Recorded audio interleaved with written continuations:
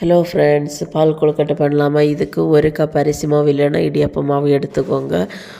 ஒரு பிஞ்சு சால்ட்டு போட்டு நல்லா மிக்ஸ் பண்ணிவிட்டு கொதிக்கிற தண்ணி ஒரு கப் வரும். அந்த கப்பு கொஞ்சம் கொஞ்சமாக சேர்த்து நம்ம நல்லா மிக்ஸ் பண்ணி ஒரு சாஃப்டான டோ கன்சிஸ்டன்சியில் இதை தனியாட்டு ஒரு 10 மினிட்ஸ் எடுத்து வைக்கலாம்.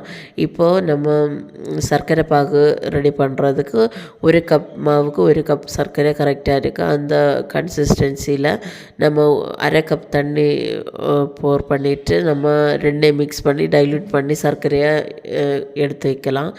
இப்போது நம்ம இந்த டோ பண்ணி வச்சுருக்கிறதில் சின்ன சின்ன பால்ஸ் ஆட்டு நமக்கு பிடிச்ச ஷேப்பில் உருட்டி நம்ம தனியாக அதை எடுத்து வைக்கலாம். இப்போ ஒரு கடாயில் ஒரு 1.5 கப் தண்ணி ஊற்றி அதை நல்லா கொதிக்க வச்ச பிறகு நல்லா கொதி வந்த பிறகு ஃபாஸ்டாட்டு ஃப்ளேமை வச்சு அதுக்கு கூட நம்ம இன்னும் சின்ன சின்ன பால்ஸ் ஆட்டு உருட்டி வச்சுருக்க இந்த மாவையெல்லாம் எடுத்து அந்த கொதிக்கிற தண்ணியில் போடணும். இப்படி கொதிக்கிற தண்ணியில் போடும்போது மாவு கரையாமல் நல்லா சாஃப்டாட்டு வரும். சாஃப்டாட்டு வந்த பிறகு நம்ம எடுத்து வச்சுருக்க சர்க்கரை பாகை வடிகட்டி சேர்த்து தேங்காய் பூ ஏலக்காய் போட்டு இறக்குனா அவ்வளோ டேஸ்டாட்டு பால் கொழுக்கட்டை ரெடி.